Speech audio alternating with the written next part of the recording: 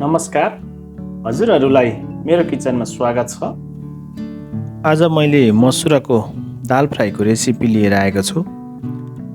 यो दाल फ्राई निकै स्वादिष्ट हुन्छ। आउनुहोस् कसरी बन्छ मिलेर सुरु गरौँ।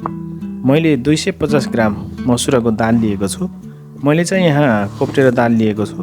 हजुरहरूले सिङ्गै दाल पनि लिन सक्नुहुन्छ। हामीले मसुराको दाललाई चाहिँ भिजाएर राख्नु पर्दैन, किनभने यो कुकरमा एक सिटीमै मजाले पाक्छ। यसलाई हामीले सफा पानीले 2-3 पटक राम्रोसँग धुनु पर्दछ। सामान्य तरिकाले पकाएको दालभन्दा यसरी पकाएको दाल निकै स्वादिष्ट हुन्छ। होटल तथा रेस्टुरेन्टमा पाउने दाल फ्राईकै स्वादमा यसलाई हामीले बनाउन सक्छौँ। एउटा कुकरमा यसलाई हामीले सिटी लगाइदिउँ।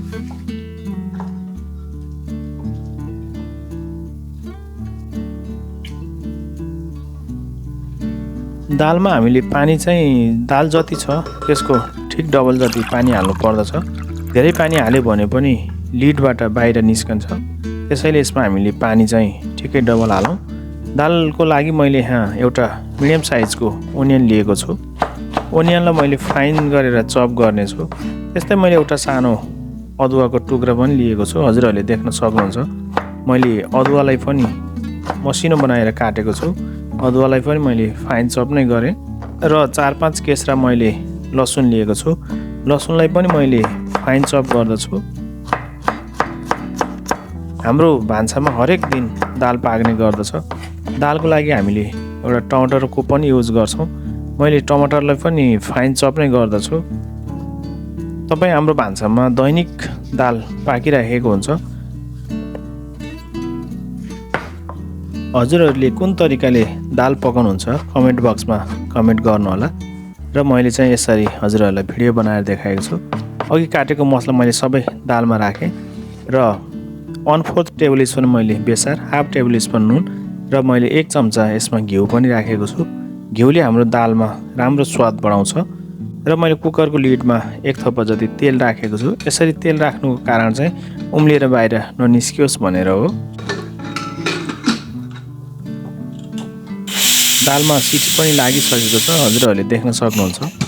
दाल एकदम राम्रोसँग पाकेको छ। मैले हजुरहरूलाई चलाएर देखाउने छु। हजुरहरूले देख्न सक्नुहुन्छ दाल राम्रोसँग पाकेको छ। यसलाई एकचोटि राम्रोसँग मिक्स गर्नु पर्दछ। र अब मैले एउटा कराई बसालेको छु। कराईमा 2 चम्चा जति तेल राख्नु होला। तेल राखेर तातिसकेपछि हामीले यसमा थोरै जिराको दाना राख्नुपर्छ। मैले यहाँ 1 चम्चा जिराको दाना, 3-4वटा सुकेको खुर्सानी, मैले 1 पिन्च यसमा हिङ पाउडर पनि राखेको छु। राम्रोसँग मिक्स गर्नु पर्दछ। र थोरै चप गरेको लसुन पनि यसमा मैले मिक्स गरेँ। हिङ पाउडरले चाहिँ हाम्रो दालमा निकै स्वाद बढाउँछ। लसुनलाई हामीले ब्राउन हुने गरेर भुट्नु पर्दछ। अब त्यस्तै मैले यहाँ 1/2 टेबल स्पुन काश्मिरी मिर्च राखेको छु र 1/4 टेबल स्पुन मैले बेसार पनि राखेको छु। हामीले बेसार सुरुमा दाल बोइल गर्दा पनि राखेका थियौँ। अब चाहिँ हामीले यसमा दाल एड गर्नु पर्दछ। दाल एड गरिसकेपछि यसलाई एकचोटि राम्रोसँग मिक्स गर्नु होला र आवश्यकता अनुसार अब हामीले यसमा पानी राख्नु पर्दछ। हजुरहरूले कतिजनाको लागि दाल बनाउन लाग्नु भएको हो र कति बाक्लो बनाउनुहुन्छ त्यही अनुसार पानी एड गर्नु होला। दाल फ्राईको दाल चाहिँ धेरै पातलो राम्रो हुँदैन। दाल फ्राईको दाल थिक नै राम्रो हुन्छ। हामीले यसलाई विभिन्न परिकारसँग खान सक्छौँ। आवश्यकता अनुसार अब हामीले यसमा नुन थप्नु पर्दछ। दाल चाहिँ हाम्रो लगभग रेडी भइसकेको छ। मैले यहाँ गार्निसको लागि थोरै धनिया राखेँ। त्यस्तै मैले थोरै रोगन बनाएको छु काश्मिरी मिर्च र तेलबाट, थोरै त्यो गार्निसको लागि राखेँ। र मैले सानो टुक्रा बटर पनि राखेँ। हजुरहरूले नराख्न पनि सक्नुहुन्छ। यो टोटल्ली अप्सनल हो। दाल फ्राई रेडी भइसकेको छ। अब हजुरहरूले सर्भ गर्न सक्नुहुन्छ। यो भिडियो हेरिसकेपछि हजुरहरूले सजिलै मसुराको दाल फ्राई बनाएर खान सक्नुहुन्छ। भिडियोलाई अहिलेसम्म हेरेर साथ दिनुभयो त्यसको लागि हजुरहरूलाई धन्यवाद दिन चाहन्छु।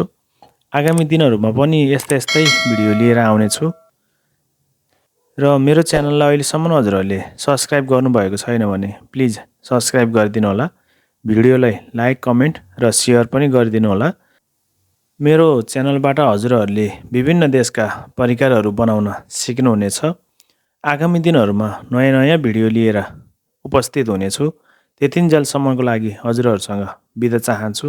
हस्त धन्यवाद।